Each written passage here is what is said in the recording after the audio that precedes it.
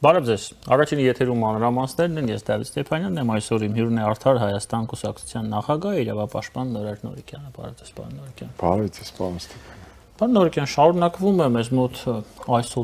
ասուլիսների տեղատարափը, տպավորություն է ստեղծվում ընդհանուր առմամբ, որ ներքաղաքական դիսկուրսը եւ օրակարգը շատ դեպքերում փոխարինվել է այդ ասուլիսներով, որոնք մեկը մյուսին հետևում են։ Վերջին Ռոբերտ Քոչարյանի ասուլիսը, որի ժամանակն է մի շարք մեղադրանքներ է հնչեցրել Նիկոլ Փաշինյանի հասցեին։ Հիմա սպասում ենք պատասխանները, որոշ պատասխաններ արդեն հնչել են։ Ընդհանուր առմամբ որքանով է այս կատարվողը ձեր տեսանկյունից ռացիոնալ եւ արդյոք մենք չենք կարող այսօր արդեն նշել, որ մի տեսակ աղավաղված է այս նախընտրական պայքարը, նախընտրական պայքարը գրում է եւ չկա իրական տար, հա, իրական բան չկա։ Ասենց ինչ-որ իմիտացիա է, ինձ մոտ տպավորություն է, որ ասենք ընդդիմությունը սպահին խորհրդարանական ընդդիմությունը զբաղված է ինչ-որ իմիտացիոն գործողություններով եւ իրականում իրենք են շատ լավ հասկանում, որ իրենք ունեն այս պահին ինչ-որ X էլեկտորատ եւ այդ էլեկտորատից ավել իրենք չեն կարող ունենալ, իշխանությունն իր էլեկտորատը ունի, իսկ այն ամենակարևոր զանգվածը է, պայմանական, չգիտեմ 60-70%-ը, որ չի քվեարկում, այդ ձայների համար ոչ մեկ չի փորձում պայքարել։ Համենայն դեպս, երբ որ ես թեզերը լսում եմ եւ ընդդիմության, խորհրդարանական եւ իշխանության, սա տպավորություն է ստեղծում, որ արդեն հայերավարի ասած ձեր են քաշել այս զանգվածից ընտրազանգվածից եւ հույսը չունեն, որ կարող են այդ ձայները բերել դաշտ։ Ձեր ասածը վկայում է մեր հանրային կյանքում արմատացող լճացման մասին, որովհետեւ ձեր ասածից ես նման տպավորություն ստացա, որ վերջի 5 տարվա ընթացքում ոչ մի բան չի փոխվել։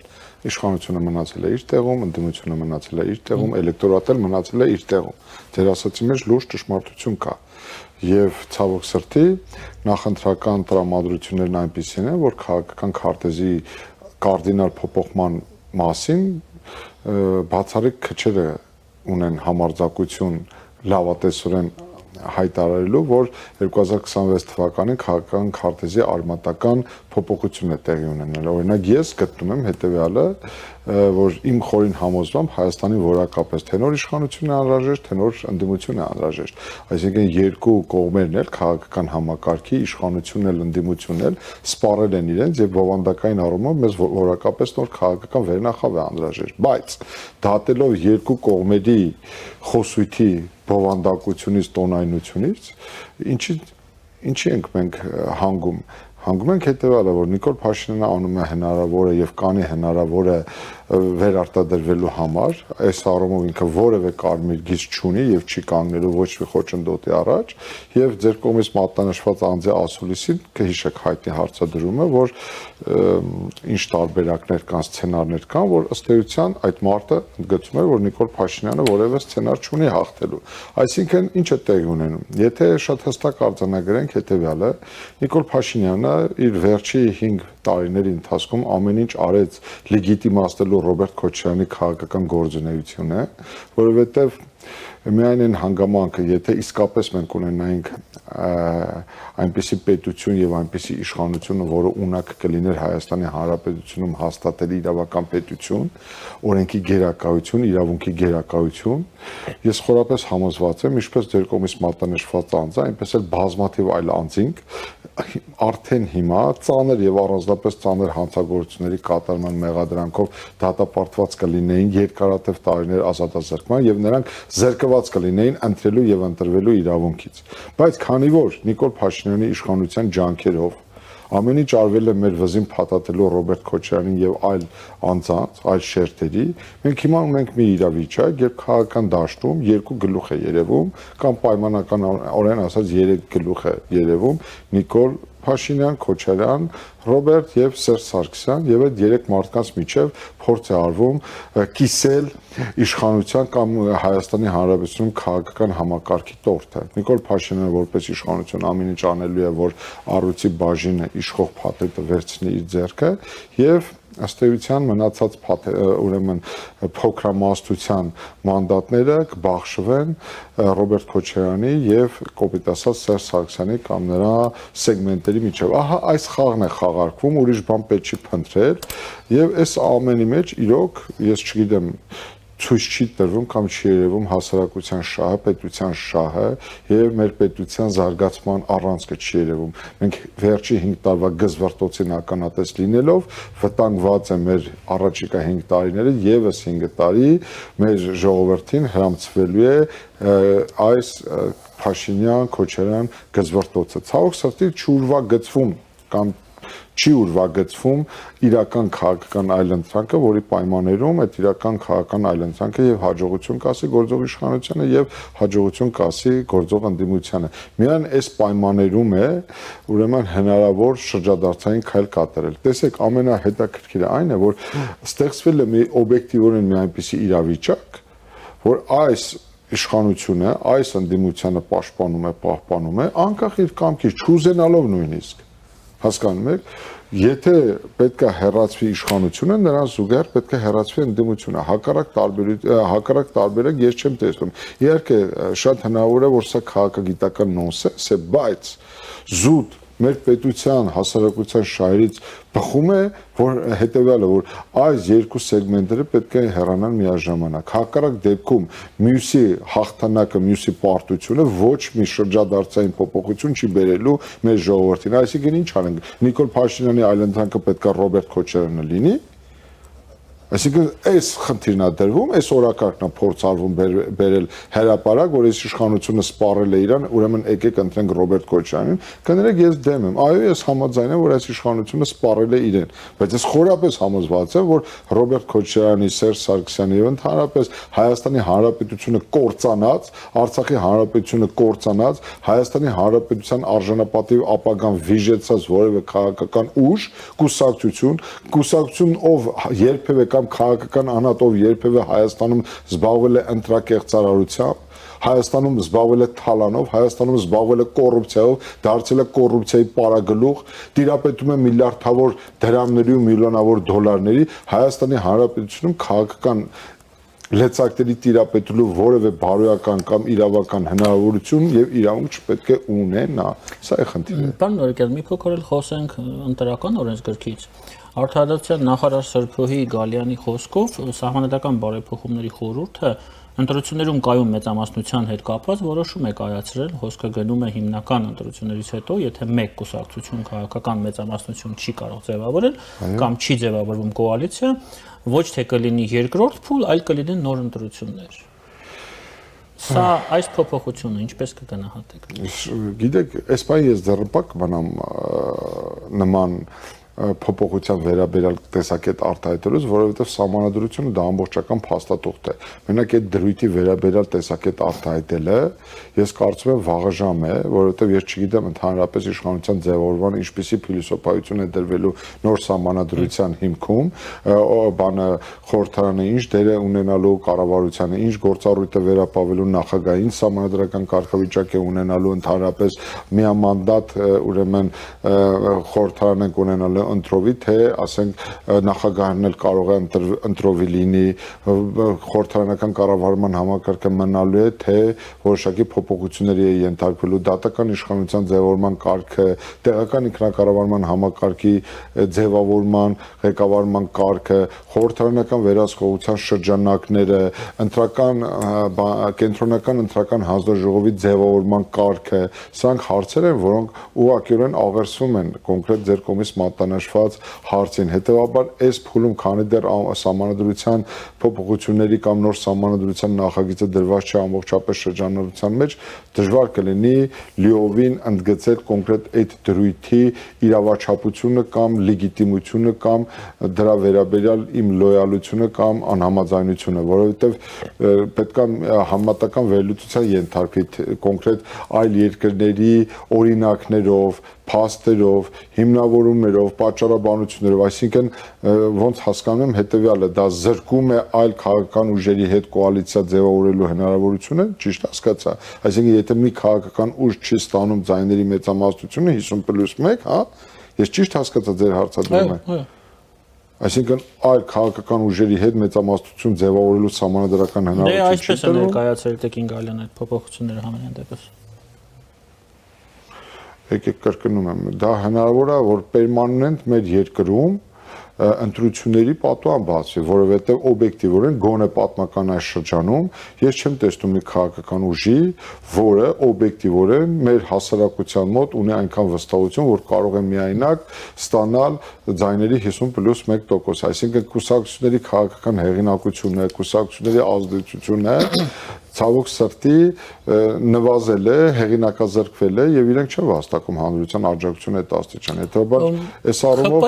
ԿՊ-ում այսպեսի կարծիք կա, ես լսել եմ շատերից, որ 50%-ից ավել են հավաքելու իրենց ակնկալիքներն են այդպեսի։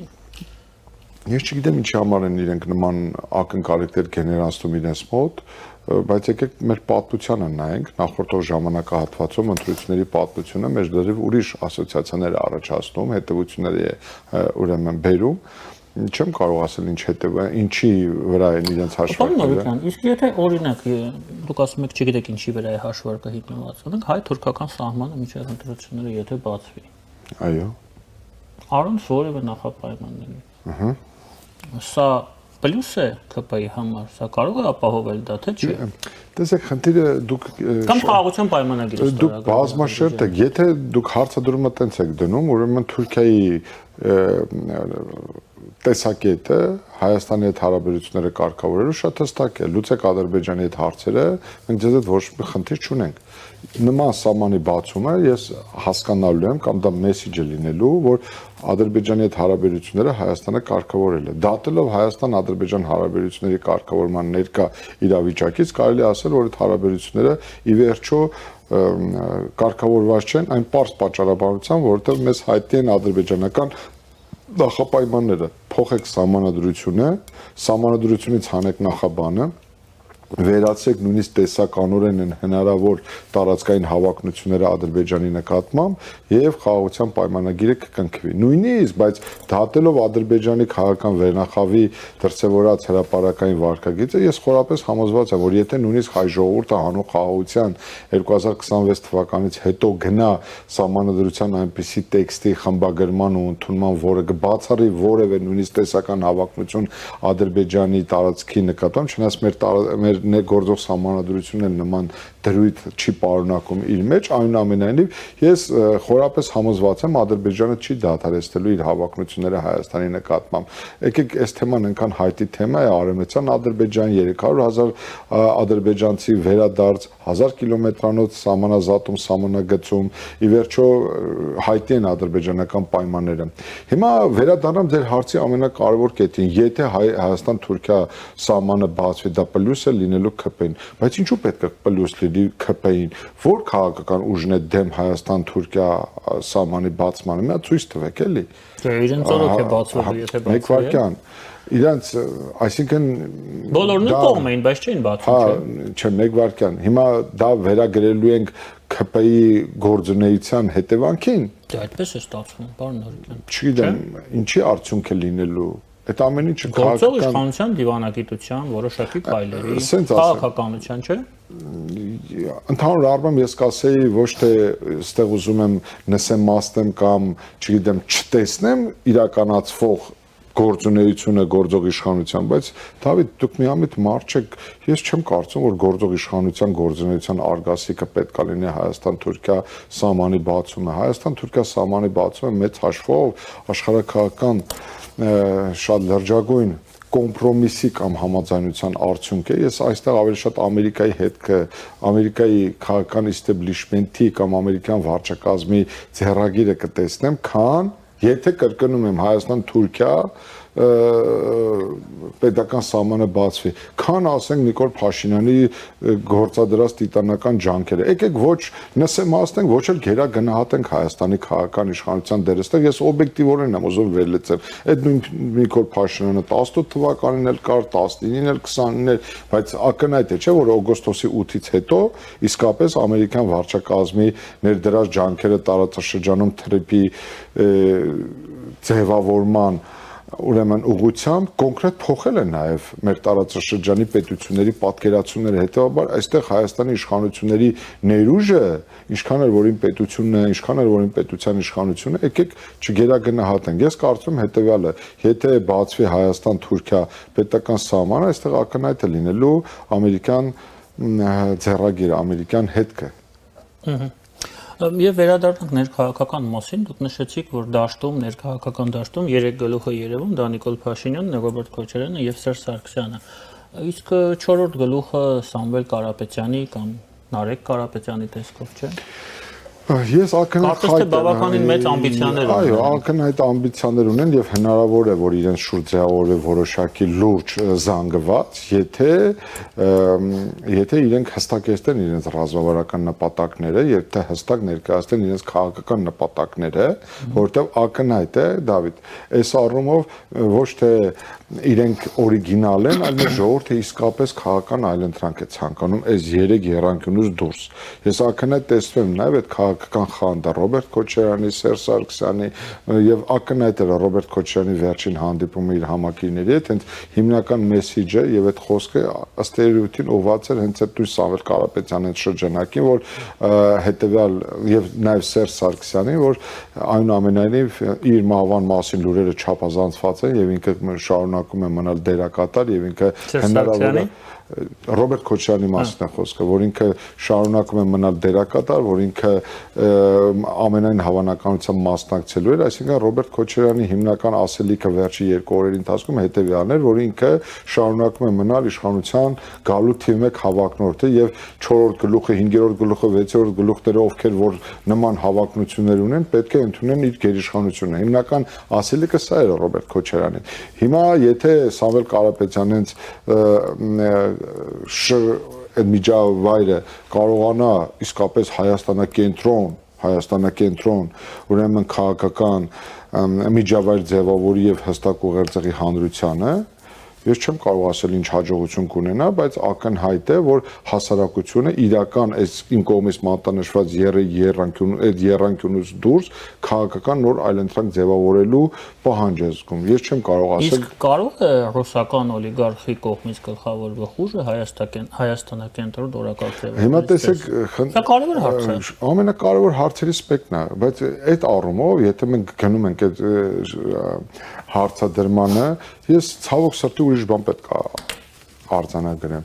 Եվ Նիկոլ Փաշինյանը, եւ Ռոբերտ Քոչարյանը, եւ Սերժ Սարգսյանը այդ հիմնական դերակատարները աշխարհակաղակական առումով գտնվում են ռուսական օրենտացիայի ներքո։ Այսինքն մեր նույնիսկ ապագա պարլամենտը լինելու է ինչպիսի քարտեզել ուրվագծվի, լինելու է հենց այդպես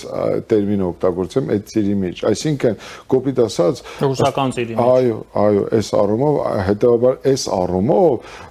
ինչ որ բեկումնային փոփոխություն, տարբերություն ես չեմ տեսնում։ Այսինքն քանի դեռ Հայաստանի Հանրապետությունում այդ Հայաստանակենտրոն քաղաքական ուժի ձևավորման պահանջար չի ձևավորվում, կոպիտ ասած մեծ տարբերություն այդ առումով ես չեմ տեսնում։ Ռոբերտ Քոչարյանը նաև այսպիսի մի հայտարարություն է արել, նա նշել է, որ վեհարանը գրոհելու համար փողոց մոբիլիզացնելու ռեսուրս Նիկոլ Փաշինյանը չունի։ Դուք միանգամից հարց է առաջացնում, իսկ արդյոք Նիկոլ Փաշինյանին այդ ռեսուրսը անհրաժեշտ է, որպեսզի եկեղեցու հետ իր խնդիրները լուծի։ Ակնհայտ է Ռոբերտ Քոչարյանի ասածի ենթատեքստը, դա կարող է նաև սադրիչ, ուրեմն ենթատեքստը լինի մեջ պարունակել, բայց կներեք, նույնիսկ եթե Ռոբերտ Քոչարյանը այդ սադրիչ գործողությունները կամ այդ ենթատեքստով հայտարարությունը չաներ, իսկ դուք բացառում եք, որ Նիկոլ Փաշինյանը իր արսենալում նման սցենարը բացառում է։ Ես չեմ բացառում նման սցենարը, որ Նիկոլ Փաշինյանը կարող է իր արսենալում ունենալ նման ուրեմն հնարավորություն։ Ինչու եմ ես դա ասում, պարոն Նորոկյան, որովհետև վերջին Նիկոլ Փաշինյանի գործողությունները այդ Հայաստանի տարբեր եկեղեցիներով ուխտագնացությունը, հայտնի եպիսկոպոսների, արքիեպիսկոպոսների հայտարարությունը, կարծես թե այլ ուղղության մասին է խոսում։ Որ ուղղության։ Նա փորձում է եկեղեցու խնդիրները լուծել եկեղեցու ներսից, այլ ոչ թե դրսից գրոհելով։ Դուք կարող եք այլ դիտանկյունից դա նայեք, բայց հենց գործողությունների արդյունքում չէ, երբ պարակություն ճաքեր առաջացան եկեղեցու ներսում, այսինքն հայ առաքելական եկեղեցու մի քանի բարձրաստիճան հոգևորականներ արդեն իսկ դուրս են եկել ամենայն հայոց կաթողիկոսի գերիշխանության տակից գահակալության ազդեցությունից եւ ըստ էության դուրս են, այսինքն հիմա լավա, վատա, ճիշտա, սխալա մենք ունենք մի իրավիճակ, երբ փաստացիորեն հայ առաքելական եկեղեցին հաստատված է կան բարձր դասի հոգևորականներ, որոնք չեն ենթարկվում ամենայն հայոց կաթողիկոսին։ Հիմա մենք ունենք այս իրավիճակը։ Հիմա այսօր ես կարդացի նաև Փաշինյանի առաջարկությունները Կտրիչ Ներսիսյանից հետո իր ձևակերպմամբ ինչպիսի փոփոխություններ են ենթարկվելու հայ առաքելական եկեղեցին, բայց Փաշինյանը չի տալիս ամենակարևոր հարցի պատասխանը։ Այդ Կտրիչ Ներսիսյանը ինչպես է հեռացվելու։ Այդ հարցի պատասխանը հիմա Քոչարյանն ասում է վեհարանը գրելու միջոցով մի բան ասում։ Ես մի բան եմ ասում։ Ես մի բան գիտեմ։ Ես իրավաբան եմ։ Ես կարդում եմ։ Ես սա նաև ասում եմ մտածող մարդկանց համար եմ ասում ձեզ։ Ես կարդացել եմ ազգային եկեղեցական ժողովի կանոնադրությունը։ Ազգային եկեղեցական ժողովի կանոնադրությունում սև սպիտակի վրա գրված է, որ ամենայն հայոց կաթողիկոսի ընտրում է ազգային եկեղեցական ժողովը։ Իսկ ազգային եկեղեցական ժողովը հրավիրում է 7 տարին մեկ ամենայն հայոց կաթողիկոսը։ Ու հիմա եթե դիցուկ հիպոթետիկ ամբողջ հայ հոգևորականությունը դուրս գա, բոլորը դառնան կճոյան ու դուրս գան ամենայն հայոց կաթողիկոսի գերիշխանության տակից, եթե այդ մարդը ըստ իրենց կանոնադրության հրաժարական չտա կամ ինչպես իրենք են ասում, մեկնի հանգստի, չգիտեմ, իրենց տերմիներով ասած, ոչ ոք լեգիտիմ առումով չի կարող այդ մարդուն պարտադրի, ուրեմն հրաժարական, եթե այդ մարդը հրաժարական չներկայացնի։ Ավելին, երբ կարդում ես ազգային եկեղեցական ժողովի կանոնադրությունը, ազգային եկեղեցական ժողովը հրավիրվում է 7 տարին մեկ հերթական, իսկ արտահերթ եկեղեցական ժողով կարող է հրավիրել ելի միայն ու միայն ամենայն հայոց կաթողիկոսը։ Եվ ընդ որում ազգային եկեղեցական ժողովի կողմից ընդունված որոշումները ելի օրինական ուժի մեջ են մտնում բացառապես կաթողիկոսի կողմից հաստատվելուց հետո։ Այսինքն անկեղծորեն, երբ որ ես ծանոթացա, ես ինքս էլ գալիս եմ համոզման, որ այդ ազգային եկեղեցական ժողովի կանոնադրությունը պետքա փոխվի ժողովուրդ։ Ամենայն հայոց կաթողիկոսին ով էլ լինի նման 21-րդ դարում նման իրավասություններ վերապահելը միապետի այո, միապետից էլ բարձր, անկեղծ եմ։ Ուրիշ ոչ մի մարմին գոյություն չունի։ Միայն ու միայն ամենայն հայոց կաթողիկոսն է որոշում։ Հիմա այս ասպարեզում, այս իրավիճակում, երբ որ մենք վերլուծում ենք, այդ կտրվածքով ենք մենք գնահատում, չկա որևէ իրավական հնարավորություն, լեգիտիմ հնարավորություն, առավել ևս իշխանության կողմից ձեռնարկելու այնպիսի քայլեր, որոնք ամենայն հայոց կաթողիկոսին կհեռացնեն իր պաշտոնից։ Եթե այդ մարդու սեփական կամքը չլինի, կամ այդ մարդը պետքա մահանա, կամ այդ մարդը պետքա հրաժարական ներկայացնի, ուրիշ կարգ գոյություն չունի։ Հետևաբար այս փուլում ես օրինակ, այո, չեմ բացառում, որ Նիկոլ Փաշինյանը, որտեղ համոզված եմ, որ ինքը գնալու է մինչև վերջ Նիկոլ Փաշինյանը։ Նրա համառությունը, նրա վճռականությունը այս առումով կասկածի տակ ես չեմ դնում, բայց դա ուր կհասնի, դա ինքը ցույց չի տալիս, թող ինքը ասի ձևը, ինչպես է հեռանալու Կտրիչ Ներսիսյանը։ Եվ մի փոքր խոսենք մեր զրույցի վերջում մոտիվացիայի մասին, օրինակ ինձ ընդհանրապես հետաքրքիր չէ, ճիշտ ասած, արդյոք կաթողիկոսը կուսակրոն է կամ ինձ էլ հետաքրքիր չէ, բացառակ։ Մենք հասկանում ենք, որ դա էլ է եկեղեցու ներքին գործը մեծ հաշվով, եւ սա երևի թե չի կարող պատճառ լինել, որպեսզի նա հրաժարական տա, քանի որ մեղմ ասած, եթե մենք հիմա զբաղվենք բոլոր արքիեպիսկոպոսների եւ եպիսկոպոսների էթնիկոսակրոնության խնդրով եւ հարցով, շատ բան կարող է իհայտ գալ, այնպես որ դա դնենք մի կողմ։ Ինձ համար եկեղեցու հետ կապված գլխավոր երևի թե միակ խնդիրը այս պահին այն է, ինչը որ դուք նշեցիք խորհրդարանին մասով, դուք կանխատեսում եք, որ 26-ի խորհրդարանը գտնվել է Ռուսաստանի ծիրում։ Ցավոք մեր եկեղեցին գտնվում է Ռուսաստանի ծիրում բավականին երկար ժամանակ։ Սա խնդիր է մեզ համար։ Որովհետև այդ ինստիտուտը, կներեք, ես ավարտեմ, պարոն Նարեկյան, եւ ձեզ լսեմ, աշխատում է Հայաստանի Հանրապետության դեմ։ Ոչ թե Նիկոլ Փաշինյանի դեմ է աշխատում, այլ Հայաստանի Հանրապետության դեմ։ Սա խնդիր է։ Ինձ համար սա խնդիր է, որը պետք է լուծել։ Հիմա խնդրեմ նաեւ ձեր տեսակետը։ Դավիթ ջան, ես քո հետ 100%-ով համաձայն եմ, եթե այդպեսին է։ Ավելին, եթե գործադիր իշխանության ղեկավար Հայաստանի Հանրապետության վարչապետը հայտարարում է, որ ամենայն հայոց կաթողիկոսը ազգային անվտանգության սպառնալիք է, ես մտածում եմ հետևյալը, որ եթե Նիկոլը խելագար չի, ուրեմն Նիկո ունի փաստեր։ Եթե ունի փաստեր ու այդ փաստերի մասին խոսում է, ինքը պարտավոր է իրավական գործընթաց սկսի, որովհետև եթե ես վարչապետ լինեմ ու իմ երկրում գոյություն ունենա մեկը, որը ազգային անվտանգության սպառնալիք է, իմ սահմանադրական ֆունկցիան պարտականություն է ոչնչացնել, լիկվիդացնել այդ սպառնալիքը, որպեսզի իմ ազգային անվտանգությանը որևէ սպառնալիք չլինի։ Բայց ստեղ, եթե խոսում ենք մինչև վերջ, պետք է խոսենք մինչև վերջ։ Հենց դա որ մինչև վերջ չեն կարող խոսել, այո, Նիկոլ, չէ, ուրիշ բան եմ ասում։ Եթե Նիկոլ Փաշինյանի դիտարկմամբ ամենայն հայոց կաթողիկոս ազգային անվտանգության սպառնալիքը, որովհետև քանի որ ենթարկվում է այդ հայտնի չգիտեմ ինչերի, այդ նույն կարծիք ու տեսակետը նա ֆորմատավորում է նաև Ռոբերտ Քոչարյանի վրա, ճիշտ է։ Այդ ոնց հասկանանք, ազգային անվտանգության սպառնալիք հանդիսացող կաթողիկոսին դու ուզում ես լիկվիդացնես, հեռացնես, որպեսզի ձերբազատես, չեզոքացնես այդ ազգային անվտանգության սպառնալիքը, բայց մյուս ազգային անվտանգության սպառնալիք հանդիսացող Քոչարյանը չգիտես ինչու զրոյից դառնում է քաղաքական դերակատար, անդիմության առաջնորդ, իշխանության գալու հավակնորդ, իր համար ստեղծվում են նպաստավոր բոլոր պայմանները, ավելին չակերտավոր հալածանքների արդյունքում ինքն է դառնում գալիս առաջի պլան, ռասկրուտկա է արվում, որդին դառնում է չգիտես ինչ հանգամանքներում պատգամավոր։ Այս իշխանության ձեռնադրած ջանքերի արդյունքն է, չէ՞։ Հիմա այս ասպարեզում եկեք մի հատ հասկանանք, որն է ճշմարտությունը, որտեղ է ազնվությունը, որտեղ է ժողովրդի հետ ազնիվ լինելը, սկսվում ու ավարտվում։ Իսկ որ եթե Հայաստանում կա որևէ մեկը ով ծառայում է օտարի շահերին, անկախ դրանից քաղաքական ուժ կլինի, անհատ կլինի, ուժ կլինի, ինչ կլինի, ես մշտապես եմ ասել, պետք է վռնդվի քաղաքական դաշտից ու պատասխանատվության ենթարկվի։ Այստեղ երկրորդ կարծիք կարող է լինել, չի կարող լինել։ Ինձ ուղղակի թվում է, որ երկու դեպքում էլ իդեպ եւ Գարեգին երկրորդի եւ Ռոբերտ Քոչարյանի խնդիրը հետեւյալն է, որ երբ որ այդ գծիկը սկսում են քանդել, այդ գթելը Ռուսաստանն է չէ տանում, որտեղ Ռուսաստանը ոչ թե Ռուսաստանը, դա Կրեմլն է տանում։ Իսկ Կրեմլի հետ այս պահին այս իշխանությունը այդպիսի արճակատման ռեսուրս չունի, որքանով ես հասկանում եմ։ Բայց այդ դեպքում ինչ Նիկոլ Փաշինյանը Իլհամ Ալիևը չի, իսկ Հայաստանը Ադրբեջանը չի, եւ մեր ետևում Թուրքիա չկա կանգնած։ Ինձ թվում է այդպես։ Եթե Նիկոլ Փաշինյանը գտնում է, որ իր ներուժը բավարար չի նման հակամարտության մեջ մտնելու, այդ դեպքում Որն է հիմա այս ամեն ինչի պատճառը։ Փորձում ես ինձ շրջանցելով, ինչ-որ մանևրելով այդ խնդիրը դուք։ Այսինքն ձեզ թվում է, որ այնտեղ հիմարներ են նստած, չեն հասկանում, թե ինչ անում Նիկոլը։ Լավ չի կարելի, Դավիթ ջան։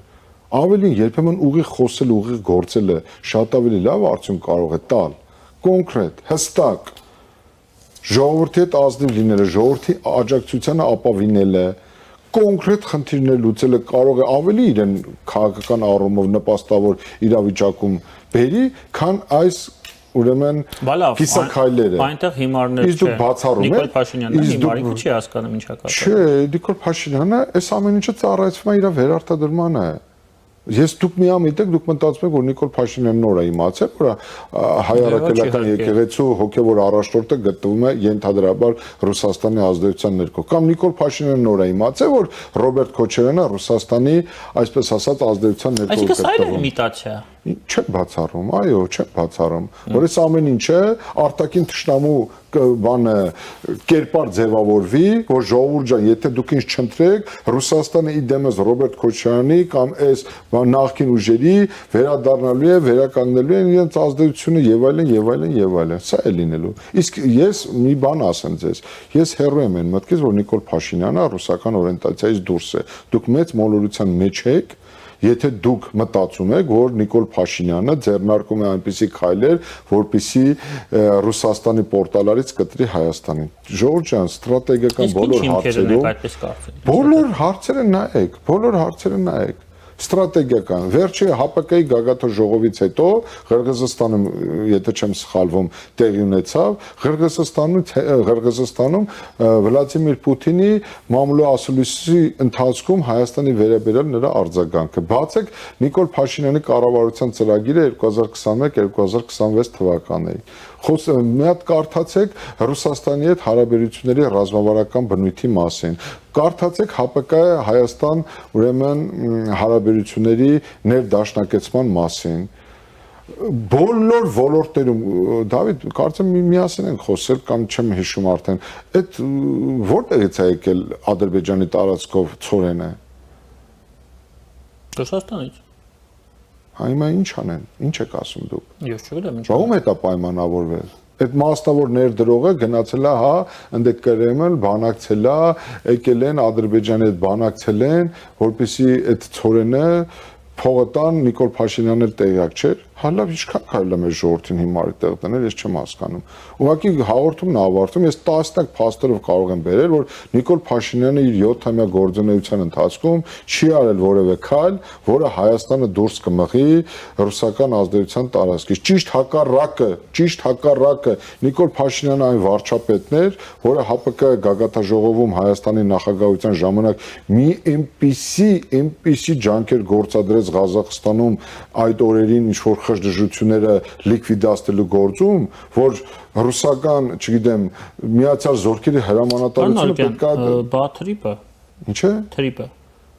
Թրիպը ողջունել է Ռուսաստանը։ Դե բան չանի, չողջունի։ Չէ, ողջունել է այդ Ռուսաստանի Ռուսաստանը։ շահերից է դա բխում։ Ինչից։ Դուք կտեսնեք, որ ես մասնագետ չեմ կարող ասել, բայց դուք կտեսնեք, նախ ես իսկապես եմ ուզում, որ Թրիպը գործի, դա փայլուն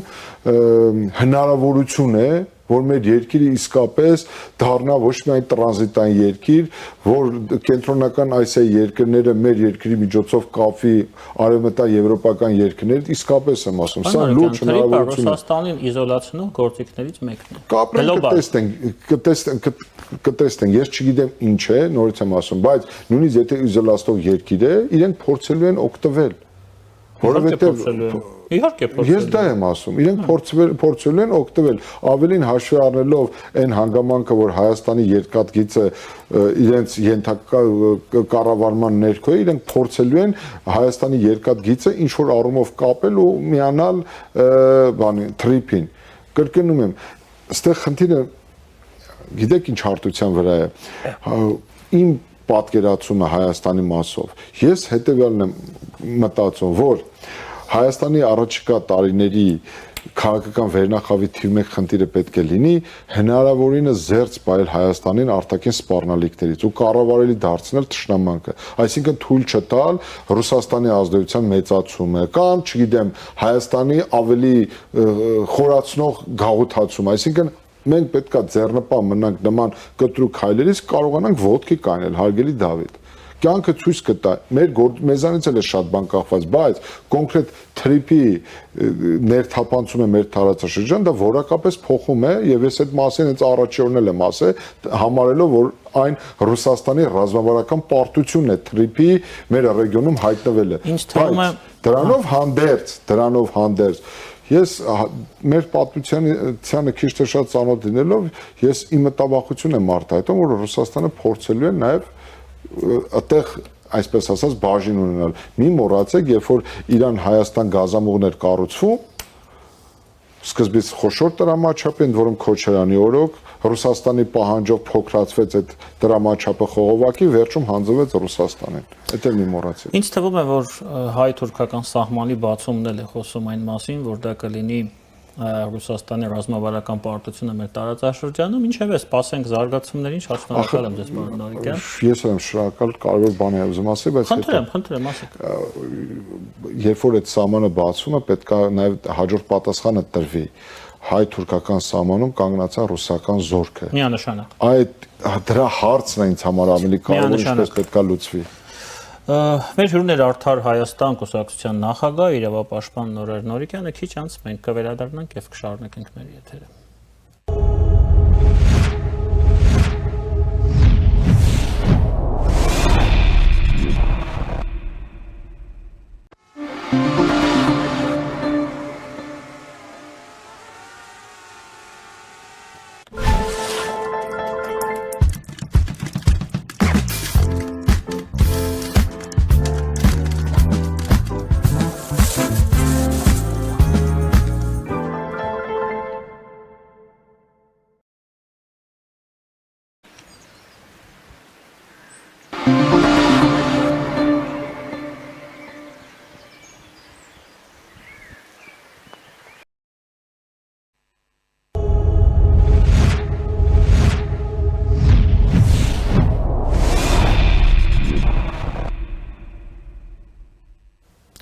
Մեր եթերը շարունակվում է, մեր հյուրն է քաղաքագետ Արմեն Վարդանյանը, բարև ձեզ, պարոն Վարդանյան։ Բարև ձեզ։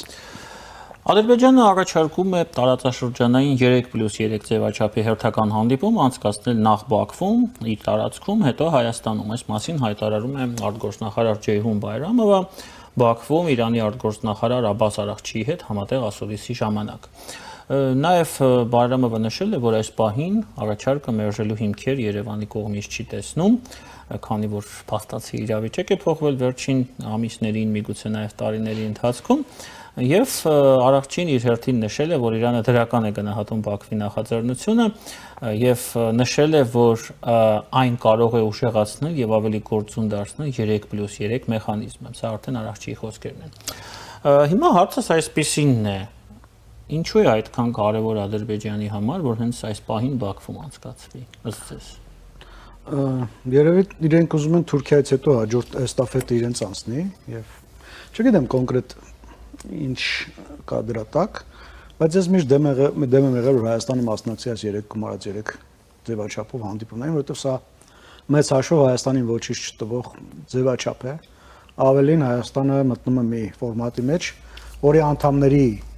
բոլորի նպատակն է, որ տարածաշրջանից արևմուտքը դուրս մղվի եւ իրենք իրենցով հարցերը լուծեն։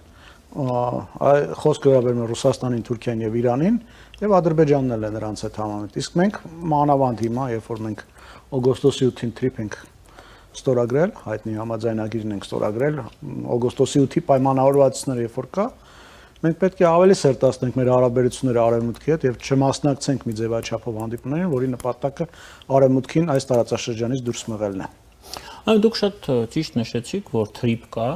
այս պահին այդ փաստացի իրագործվող նախագիծ է, մեգա նախագիծ է, աշխարհաքաղաքական, աշխարհատնտեսական նախագիծ է եւ այս պահին խոսվում է 3+3-ի մասին, որի թիվ 1 նպատակն է,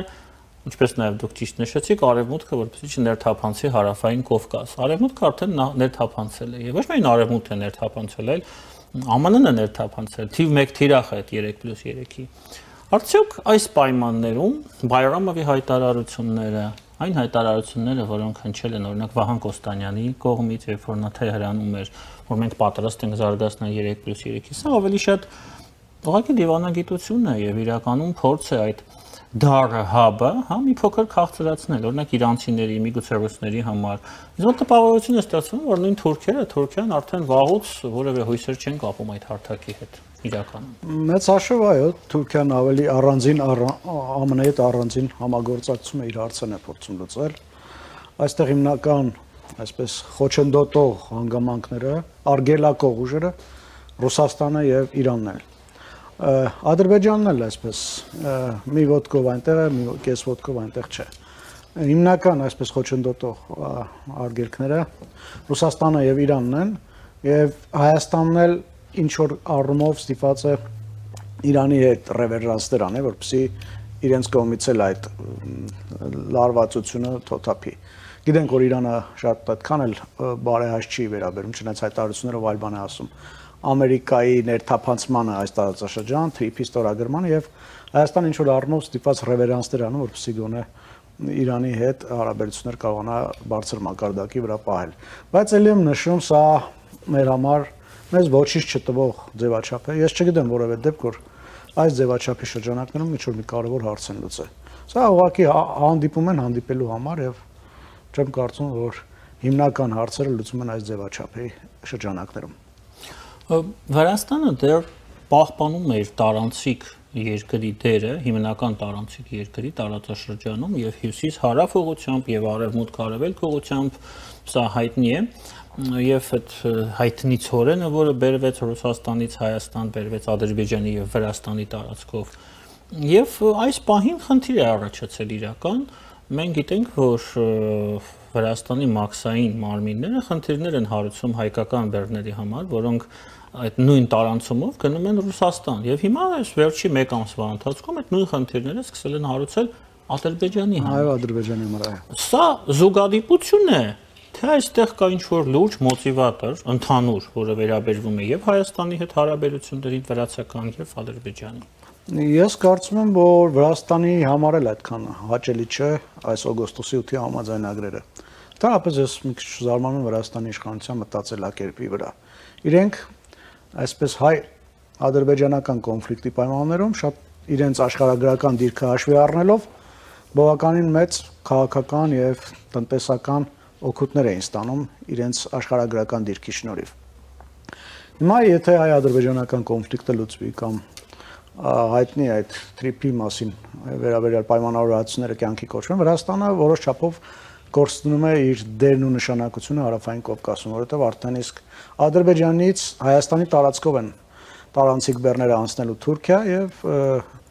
Վրաստանը բավականին այսպես վատ վիճակում է հայտնվելու։ Մանավանդ որ գիտենք, որ օրինակ Բաքու Թբիլիսի Էրզրում կամ Բաքու-Թբիլիսի Կարս, ավելի ճիշտ, Բաքու-Թբիլիսի Կարս երկաթուղին իր ոչ ամբողջ թողունակությամբ պայմաններում էր գործում։ Այնտեղ բավականին խնդիրներ կային, չէին կարողանում ամբողջովին այդ թողունակությունը լրացնել եւ հիմա երբ որ Ադրբեջանը արագ տեմպերով դեպի Հայաստանի սահման կառուցում է երկաթուղի ավտոմոբիլային ճանապարհ եւ ըստ մտահղացման դա պետք է անցնի Հայաստանի տարածքով TRIP-ի մասին պայմանավորվածություններով, այստեղ Վրաստանի կշիռը էականորեն ընկնել է եւ չի բացառվում, որ դրանով այո նաեւ փորձում են ինչ-որ Հայաստանին ու Ադրբեջանին վնասներ հասցնել, որովհետեւ Հայաստանի դեպքում կար կեղծ ռոպագանդիստական ռուսական կեղծ նարատիվ, որ իբր Վրաստանում գտնվող արևմտյան ՀԿ-ները տեղափոխվել են Հայաստան, այս վերջին տարիների իրադարձություններից հետո, Վրաստանի իշխանությունների կողմից հալածվելուց հետո, Հայաստանում նրանց ջերմորեն են ընդունել, տեղ են տվել, նրանք սկսել են տեղակայվել Հայաստանում եւ գործում են Վրաստանի դեմ, եւ դրա համար իբր Վրաստանը փորձում է պատժել մեզ։ Այդպիսի տարբեր նյութեր էին տարածվում, տեղեկատվակ։ Բայց Ադրբեջանի դեպքում բնականաբար դա այդպես չեն կարող ասել, ուրեմն ավելի խորքային պատճառ կա եւ ավելի լուրջ պատճառ կա, որ վերաբերում է եւ Հայաստանին եւ Ադրբեջանին։ Պետք է փորձենք հասկանալ, թե ինչն է այդ պատճառը, որովհետեւ եթե Հայաստանի դեպքում տարբեր բաներ կարող ենք մտածել, Ադրբեջանի դեպքում արդեն այդ նույն պատճառների պրոյեկտավորումը սխալ կլինի։ Ադրբեջանում չկա քաղաքացիական հասարակություն, վրացական ՀԿ-ներ չկան այնտեղ տեղակայված եւ այլն, բայց ամիսներով ադրբեջանական բեռները այնտեղ կանգնած են եւ չնայած իշխանությունների բոլոր ջանքերին այդ հարցը այնտեղ չի լուծվում։ Ես առաջարկում եմ դիտարկել մի վարկած որպես հիմնավորում այդ Թբիլիսի պահվածքի, Բաքվի եւ Երևանի նկատմամբ, որի հիմքում ընկած է TRIP-ը, իսկ հետևում կանգնած է Մոսկվան։ Ես չգիտեմ Մոսկվանը թե ոչ, բայց եթե հիշում եք վերջերս մոտ 15 օր առաջ ԱՄՆ պետքարտուղարի տեղակալը եկել էր Հայաստան եւ Հայաստանից գնացել էր Վրաստան եւ պաշտոնական հաղորդագրությամբ ասում էր, որ պետքարտուղարի տեղակալը Վրաստանի իշխանությունների հետ քննարկել է նաեւ TRIP-ի հարցը։ Տեսնում եք, TRIP-ը առաջին հայացքից կապ չունի Վրաստանի հետ։ Այդ կենտրոնական Ասիայից Ադրբեջանի եւ Հայաստանի տարածքով պետք է ձգվեր Թուրքիա, շրջանցելով Վրաստանը եւ Թուրքիայից էլ Եվրոպա եւ Մերձավոր Արևելք։ Այսինքն Վրաստանին դուրս էր թողնում այս նախագծից։ Հիմա, երբ որ ԱՄՆ պետքարտուղարի տեղակալն է ժամանում Վրաստան եւ պաշտոնական հաղորդագրությամբ նաեւ քննարկում են TRIP-ի հարցը, ուրեմն այստեղ նաեւ լրջորեն դիտարկում է Վրաստանի ներգրավվածության հարցը, հնարավոր է նաեւ Վրաստանի կողմից այս գործընթացը տապալելու հարցը կամ ինչ-որ խոչընդոտող քայլեր անելու հարցը։ Մի բան ակնհայտ է, որ ամերիկացիները փորձում են նաև Վրաստանին այս գործընթացի մեջ ներգրավել եւ ես վստահ եմ, որ սա այդքան էլ Վրաստանի սրտով չի այս գործընթացը։ Իսկ ինչու։ Որտեւ դուրս է մղվում ինքը արդեն։ Չէ, եթե փորձում են ներգրավել Վրաստանին, ես նկատի ունեմ դա, թե դուք դրա մասին չեք ասում։ Դրա մասին եմ ասում, որովհետեւ Վրաստանը փաստացիորեն դուրս է մղվում եւ ներգրավելով փորձ նաև նվազեցնելու են այն ռիսկերը, որոնք կան Վրաստանի կողմից գործընթացը տորպեդահարող։ Վարչապետ Նիկոլ Փաշինյանը հայտարարել է, որ օգոստոսի 8-ից հետո նաև շատ մեծացել է հետաքրքրությունը Հայաստանի նկատմամբ, Հայաստանի Հանրապետության նկատմամբ ներդրողների կողմից, եւ Հայաստանը շատ մեծ շահագրգռված է, որպեսզի Եվրամիությունը եւս ունենա մրցակցային մասնակցություն այս նախագծերում։ Սա արդյոք խոսում է այն մասին, որ Հայաստանը եւ Եվրամիությունը արդեն բանակցությունները տանում են այդ ուղղությամբ եւ արդյոք սա չի նշանակում, որ Եվրամիության եւ ԱՄՆ-ի միջև կա որոշակի անհամաձայնություն այս հարցում եւ մրցակցություն իհարկե։ Ես չէի ասի թե անհամաձայնություն կա, ոչ էլ մրցակցություն կա։ Իրականում այս նախագիծը բխում է եւ Եվրամիության եւ ԱՄՆ շահերից, որովհետեւ այսօր թե Եվրամիության եւ թե ԱՄՆ-ի համար լուրջ գլխացավանք է դարձել Չինաստանը։ Եվ Չինաստանին հակազդելու, նրա դեմն առնելու համար ամենակարևոր տարածաշրջաններից մեկը, եթե ոչ ամենակարևոր, դա կենտրոնական Ասիան է, Միջին Ասիան։ Եվ շատ կարևոր է Միջին Ասիայից դեպի Եվրամիություն, դեպի Թուրքիա բեռնափոխադրումները այնպես կազմակերպել, որ դրանք այսպես ծախսերը նվազագույն լինեն, քիչ ծախսերով լինեն, ավելի եկամտաբեր լինեն եւ այդ երկրներին էլ փորձեն ներգրավել այս մեծ մեգա պրոյեկտի մեջ։ Եվ բնականաբար այստեղ Եվրամիությունը եւ ԱՄՆ-ն ավելի շատ պետք է համագործակցեն, քան մրցակցեն միմյանց հետ, որովհետեւ երկուսի վերջնանպատակն էլ մեկն է։ Որն է։ Ասացի արդեն կենտրոնական Ասիային վերել իրենց կողմը, Չինաստանի դեմն առնել, Չինաստանի օրեցօր աճող ազդեցությունը փոքրինչ թուլացնել, գոնե զգալիորեն թուլացնել, չասեմ փոքրինչ, եւ կենտրոնական Ասիան էլ բավականին մեծ, այսպես ասեմ, ներուժ ունեցող տարածաշրջան է։ Արդեն այս տարածաշրջանի բոլոր երկրներին տեսնում ենք վերջերս 5 երկրներին Թրամփը հրավիրեց Սպիտակ տուն եւ շատ մեծ, այսպես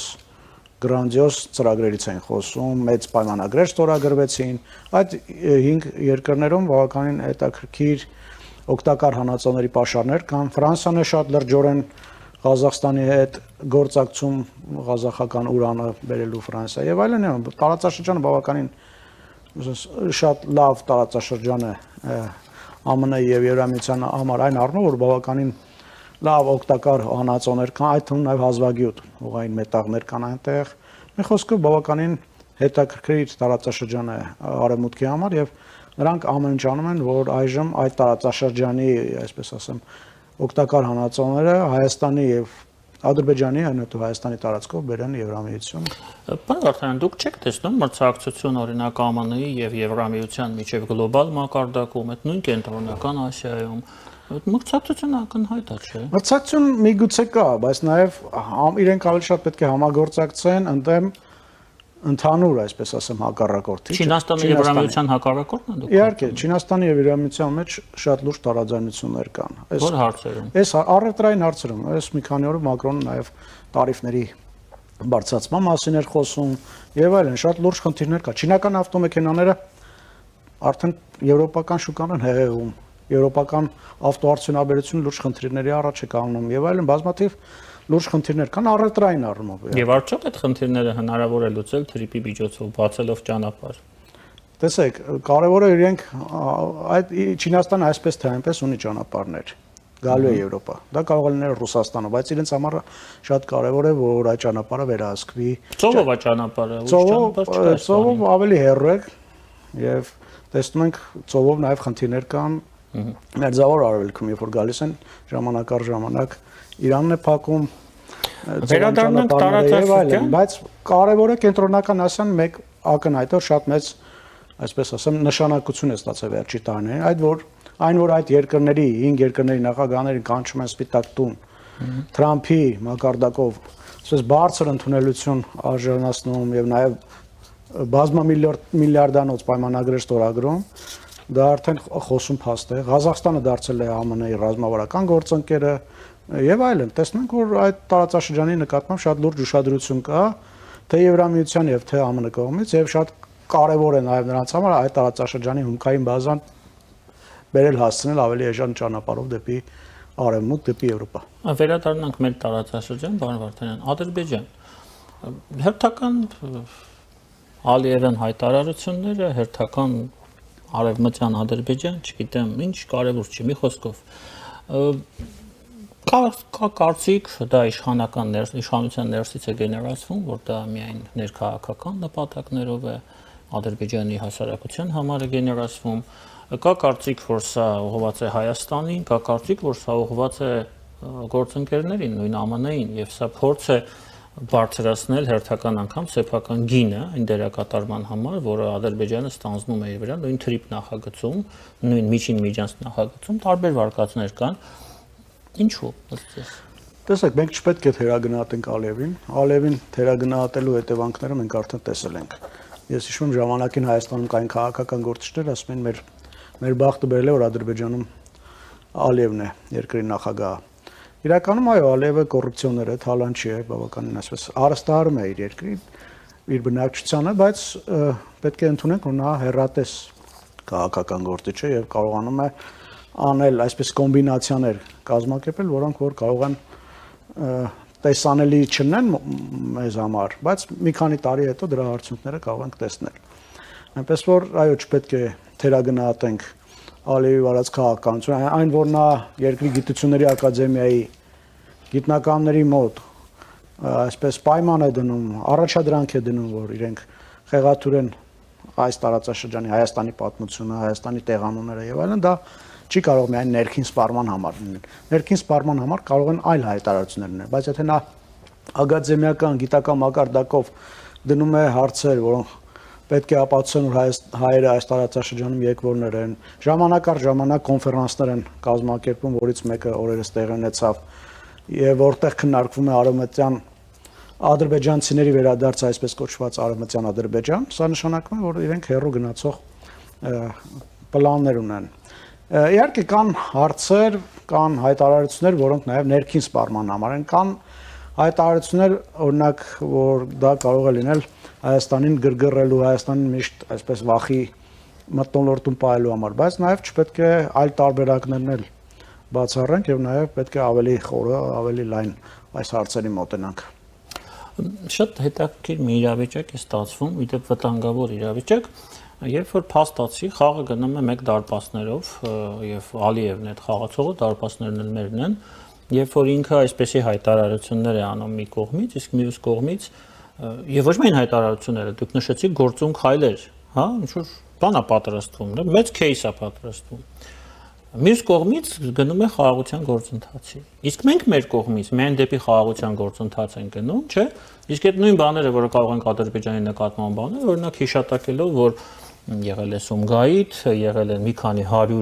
100,000 ադրբեջանահայերի արտագաղթ, պես վերջերս 23 թվականին 120,000 մեր հայրենակիցները ստիպված լքեցին հայրենիքը։ Մենք այդ ամենը չենք օգտագործում հիմա։ Եվ չենք օգտագործում, որովհետև չենք ուզում այդ գործընթացը դնենք հարցականի տակ, վտանգի տակ, բայց ինքը անում է։ Ես կարծում եմ մի քանի տարի հետո Հայաստանը այս հարցերը բերել է օրակարգ, պարզապես այս պահի շատ թույլ է, չի փորձում։ Փորձում է այնպես անել, որ նոր պատերազմական իրավիճակներ չստեղծվի եւ նաեւ միջազգային հանրությանը ցույց տա, որ ինքը կոնստրուկտիվ կողմ է, ինքը չի փորձում խաթարել խաղաղության գործընթացը, բայց կարծում եմ, երբ որ մի քանի տարի հետո մենք արդեն բավականաչափ ուժեղացած լինենք, այս հարցերը բերվել են օրակարգ։ Ես չեմ բացառում, որ Հայաստանը դիմելու է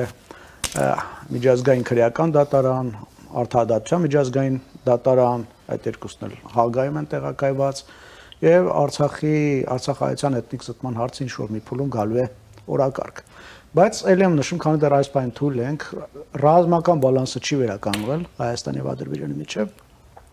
Այս բանին ավելի շատ մենք պաշտպանողի դերում ենք, քան հարձակվողի։ Իսկ Ալիևը հիմա ինչի է այդ ամենը զարգացնում, նպատակը որն է, պլան B է սա, թե հիմնական ուղղությունը եւ հարցը վախի մեջ պահել է, նաեւ այդ ադրբեջանցիների վերադարձի հարցը ինքը այսպես տակ է պահում ինչ որ առումով, որ Հայաստանը չդնի Արցախահայերի վերադարձի հարցը։ Իրենք անընդհատ ասում են, մենք էլ այսքան 300,000 օրինակ թիվ են ասում, ունենք։ Բայց չէ՞ որ դուք էլ շատ ճիշտ նշեցիք, որ հետագայում, եթե այսպես շարունակվի Ալիևը, մենք էլ դա կանենք։ Եվ եթե ինքը տակ է պահում, ինքը պետք է հասկանա, որ մենք էլ եք չեմ որ տակածնելու։ Ավելի լավ չի ընդհանրապես այդ թեման փակել, որպեսզի վաղը չմեսօր այդ մեր հայրենակիցների վերադարձի հարցը չլուծի, կանց թե անընդհատ տորպեդահարել խաղաղության գործընթացը, հետաձգել այն եւ ստեղծել մի իրավիճակ, իդեպ ռևանշի հավանականություն նաեւ, չէ՞, կարող է դրա մասին է ուզում խոսել։ Մենք Ալիևի ելույթներին պետք է շատ ուշադիր նայենք։ Ալիևը երբեմն Եթագիտակցական մակարդակում նաև իր վախերն է ցույց տալի։ Նա ժամանակ առ ժամանակ ասում է, որ Հայաստանի իշխանությունները թող չմտածեն ռևանշի մասին, քանի որ մենք ավելի ուժեղ ենք։ Հիշում եմ պատերազմից հետո ասաց, որ ինքը թույլ չի տալու, որ Հայաստանը հզորանա, պետք է Հայաստանի ողնաշարը միշտ ջարդած մնա, որպեսզի չկարողանա նոր պահանջներ դնել Ադրբեջանի առջև։ Կամ ադրբեջանցի փորձագետներ, մասնավորապես դրսում գտնվող ովքեր որ մտածում են, որ ասում են, որ Ալիևը այդքան էլ չի վստահում Հայաստանին եւ ինքը միշտ այդ կասկածամտությունը ունենալու է եւ դրա համար չի գնում խաղաղության գործընթացի։ Իրականում դա շատ լուրջ վերլուծության հարց է եւ Ալիևը նաեւ հիշում եմ, որ իր հայտարարություններից մեկում ասաց, որ Հայաստանի իշխանությունն ու ընդդիմությունը չեն տարբերվում իրարից։ Այն հարցում, որ երկուսն էլ ունեն ռևանշիստական նկրտումներ եւ այն պայն, երբ որ նրանք հասկանան, Հայաստանը հասկանա, որ ավելի ուժեղ է Ադրբեջանից, փորձելու է այսպես ռևանշով Արցախը, Ղարաբաղը հետ բերել։ Իր խոսքերն եմ ասում։ Տեսեք Հայաստանում ինչ դիսկուրս է գնում։ Նիկոլը Թուրքը, Դավաճանը ձեռքերը լվացել է Արցախից, սա անդիմադիրների մեծ մասի դիսկուրսն է։ Իսկ Ալիևը բոլորին նույն պրիզմայով է նայում։ Ասում է Նիկոլ Փաշինյանի իշխանությունը եւ Հայաստանի ընդդիմությունը միմյանցից չեն տարբերվում այս հարցում։ Դա հետաքրքիր է, չէ՞։ Սա մենք պետք է շատ դրճությամբ, խորությամբ։ Բայց դա այդպես չի, չէ՞։ Իհարկե այդպես չի։ Ես դրանից շատ մեծ կասկածներ ունեմ, պարոն Վարդանյան, որ եթե վաղը չեմ այսօր այդ նույն ուժերը, որոնք Փաշինյանից Թուրքիան անվանում, իրեն գան իշխանության, իրենք ընդհանրապես ռևանշի մասին մտածելու են։ Դա չգիտենք ինչպես։ Եթե իհարկե Ռուսաստանն այնտեղից ինչ որ դրա լավ ասացիք։ Վենեդիկտովի հետ վերջերս ձեր հարցազրույցը հիշեցի, որ ինքը ու նաև մի շարք այլ հայկական լրատվամիջոցներն ասաց, եթե ձեզ թվում է թե Ղարաբաղի հարցը փակվել է, այլևս Ղարաբաղի հարցում պատերազմ չի լինելու, դուք չարաչար սխալվում եք։ Եվ դա ասում են մարդիկ, որոնք փակել են Ղարաբաղի հարցը։ Ինքը ասում էր Կրեմլի տեսանկյունից, ասում էր Կրեմլը Ուկրաինայի հարցից հետո կվերադառնա այս տարածաշրջան։ Նաև հիշում եմ ձեր մոտ ասաց, որ բայն 120,000 Արցախահայերի հարցը այդպես չի փակվել։ Ռուբեն Վարդանյանը։ Ռուբեն Վարդանյանի խոսքով, այնպես որ աշխարհը շատ արագ է զարգանում եւ Ալիևն էլ միգուցե ինչ որ վախեր ունի, որոնք որ ենթագիտակցական մակարդակում վեր է հանում։ Իրականում նաև շատ կարևոր է հասկանալ, արդյոք այս խաղաղության գործընթացը գնում է դեպի իր ավարտը, տրամաբանական ավարտը։ Ես գիտեմ, որ դուք շատ պեսիմիստորեն եք վերաբերվում խաղաղության պայմանագրի հեռանկարներին, հիմա ձեր կարծիքը փոխվել է, թե նորից կարծում եք, որ չի ստորագրվելու։ Չի ստորագրվելու, ես իմ կարծիքը չեմ փոխել, որովհետև այն նախապայմանը, որ Ադրբեջանը առաջ է բերում, արհեստական օրակարգ է։ Հայաստանի Սահմանադրության առաջին հոդվածը բացարձակապես որևէ խոչընդոտ չէ խաղաղության պայմանագրի ստորագրման համար։ Եվ խաղաղության պայմանագրի ստորագրելու համար այդ առաջին հոդվածը Հայաստանի որևէ խնդիր չի։ Սա ընդհանրապես մի պատրվակ է, այս բառոզում շեշտեմ, պատրվակ է չստորագրելու համար խաղաղության պայմանագրի։ Ես առավել քան վստահ եմ, որ եթե ինչ-ինչ հրաշքով Հայաստանը նաև այդ խոչընդոտը հաղթարի, ժամանադրության մեջ փոփոխությունները լինեն, հարակվեն Հայաստանի բնակչությունը կողմ քվեարկի սահմանադրական այդ փաթեթին եւ առաջին հոդվածը հանվի, այդ ժամանակ Ադրբեջանը մեկ այլ պայման է բերելու, որպեսզի խուսափի խաղաղության պայմանագրի ստորագրումից։ Ինչ նպատակով։ Նպատակը ո՞րն է։ Չստորագրելու։ Ստորագրելու նպատակը ելի եմ ասում, ամենայն հավանականությամբ նա չի վստահում Հայաստան, չնայած բաներ կան, որ չստորագրելով այդ խնդիրը չի լուծվում։ Բաներ կան, այո, ես էլ չեմ կարող ասել, որ ամբողջությամբ գիտեմ այդ հարցերի պատասխանները։ Հակառակը, եթե չի վստահում, չպետք է կոնֆլիկտը տակ պահել, որովհետև վաղը կարող է մի քանի, վաղը չէ, 5 տարի հետո, 10 տարի հետո Հայաստանը իրոք հասնի այդ հնարավորությանը եւ այդ անվստահությունը իրոք դառնա ունենա։ Դրա համար ինքը նաեւ իր, այսպես ասեմ, ժողովրդին ժամանակ առ ժամանակ մեսիջներ է եղում, ասում է ոչ մի վարքյան չպետք է մեր զգոնությունը թույլատնենք։ Եթե մենք մեր ռազմական ծախսերը կրճատենք, եթե մենք մեր տնտեսությունը այսպես ասեմ, թույլատնենք, մենք կարող ենք ապագայում խնդիրներ ունենանք Հայաստանի հետ։ Եվ վերևի թե վերջին հարցը տրամաբանական նաև հարցը, պարոն Վարդանյան, եթե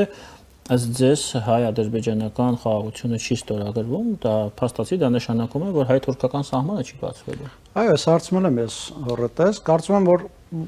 առաջի քայլը կարվի, բայց ոչ վերջնական քայլը։ Սահմանը կբացվի միայն երրորդ երկրների քաղաքացիների եւ դիվանագիտական անձնագիր ունեցող անձանց համար, բայց վերջնական Հայաստան-Թուրքիա սահմանը չի բացվի, որովհետեւ Թուրքիայից եկող ազդակներն էլ չեն փոխվել։ Էլի իրենց արտգործնախարարը ասում է, որ դե եթե հիմա մենք բացենք սահմանը, Հայաստանը այլևս շահագրգռվածություն չի ունենա Ադրբեջանի հետ խաղաղության պայմանագրի ստորագրելու եւ դա խոչընդոտի խաղաղության պայմանագրի ստորագրման։ Դրա համար ասում են նախ ստորագրեք խաղաղության պայմանագրի, հետո նոր կբացենք սահմանը։ Իսկ խաղաղության պայմանագիրն էլ գիտենք, որ Ադրբեջանը այնպեսի օրակարգ է բերել այդ հարցի ստորագրում, որ գործընթացը մտել է փակուղի, եւ այսպեսով ես կարծում եմ, որ այո, գործընթացը մտնելու է փակուղի եւ սահմանը վերջնականապես ամբողջովին չի բացվելու։ Լավ, եթե գործընթացը մտնելու է փակուղի, այդ դեպքում թրիպը ոնց է շարունակվելու։ Դե գալու է հասնի Նախճեվան ու Թուրքիա չի գնալու։ Դա էլ է, չէ՞ հարց։ Դե իրենք նաեւ դրա Պայեստային տարբերակներ ունեն Իրանի տարածքով, որովհետեւ իրենց թրիպը Իրանի տարածքով։ թրիպը չէ, այդ ճանապարհը եւ շրջանցիկ ճանապարհը կառուցեն։ Չէ, երկաթգիծը ոնց է գնալու Թուրքիա։ Եթե սահմանը չի բացվում, թե մենակ երկաթգծի համար է բացվելու։ Չէ, երկաթգիծ իրենք դրա բանն էլ ունեն, այսպես պլան B եւ երկաթգծի եւ իրենքով թուրքերը ադրբեջանցիները։ Դա նախատեսում է իրենց երկաթգիծը գալու է միջև Մեղրի մոտ Հայաստանի սահման, եւ եթե ինչ-ինչ պատճառով Հայաստանի սահմանով չստացվի, որ դա անցնի, այնտեղ կամուրջի վրայով անցնելու է Իրան եւ Իրանի տարածքով շարունակվի գնա եւ հասնի Նախիջևան։ Իրենց կողմից այսպիսի հայտարարություններ են եղել, ես ուշադիր հետևում եմ ադրբեջանցի պաշտոնյաների հայտարարություններին, ամենօրյա այսպես ամեն օր նայում եմ իրենց լրատվամիջոցները, դրական կայքերում նրանց հայտարարությունները եւ եղել են հայտարարություններ, որ եթե Հայաստանը չհամաձայնվի, մենք Իրանի տարածքով այնտեղ կամուրջի վրայով կանցկացնենք մեր երկաթուղին եւ կգնանք Իրան, այնտեղից էլ Նախիջևան։ Իմիջայլոց այդպիսի բան նախագծի մա քննարկվում է նաեւ Իրան-Ադրբեջան այդ աստարայի կամրջով անցման մասը։ Հյուսիս հարավ։ Այո, հյուսիս հարավը, այնպես որ տեխնիկական առումով դա էլ մեծ խնդիր չէ, կարող են կամուրջը անցկացնել Արաքս գետի վրայով, այնտեղ անցնել Իրան եւ Իրանի տարածքով շարունակվի գնա Նախիջևան եւ Թուրքիա։ Իրենք ունեն պլան B, դրա մասին հայտարարել են եւ Ալիևը, եթե հիշում եք, մի քանի անգամ հայտարարեց, որ Հայաստանը պետք է այստեղ ավելի շատ մտածի, որովհետեւ ինքն է զրկվելու տարանցիկ երկիր լինելու հնարավորությունից մենք ունենք նաև պլան B, դա կարող է լինել նաև Իրանի տարածքով անցումը։ Շատ դժվար է պատկերացնել այդ ամենը իրականացման փուլում, բայց իրականում ասեմ, այդքան էլ պետք չի զարմանալ, որովհետև երբ որ նայում եմ իրենց տեմպերը, ինչ արագ են, արդեն համարյա հասել են Հայաստանի սահմանին։ Բաքու, Հորադիս, Աղբենդ երկաթգիծը բավականին մեծ մեգա նախագիծ է, շատ գումարներ են ծախսել դրա վրա։ Դրան զուգահեռ նաև կա 6 գծանի ավտոմայրուղի, որը էլի Բաքվից գալիս է դեպի Հայաստան։ Բավականին արագ տեմպերով կառուցում են եւ արդեն համարյա հասնում Հայաստան որտեղ է գալիս։ Գալիս է միջև Մեղրի Հայաստանի Սյունիքի մարզ։ Այդ ճանապարհ ունենք մենք, որ հնարավորություն ունենք, որ այդ ճանապարհը կառուցենք այդտեղով։ Դե արդեն սարեր է, պարոն Վարդանյան։ Դե սարերը էլի կսարքեն, հիմա ինչ ա եղել որ։ Լավ, շատ շնորհակալ եմ ձեզ պարոն Վարդանյան հարցազրույցի համար։ Մեր հյուրներ քաղաքագետ Արմեն Վարդանյանը, այսպեսին էին այսօրվա մանրամասները, ձեզ հետ էր Դավիթ Ստեփանյանը, կհանդիպենք։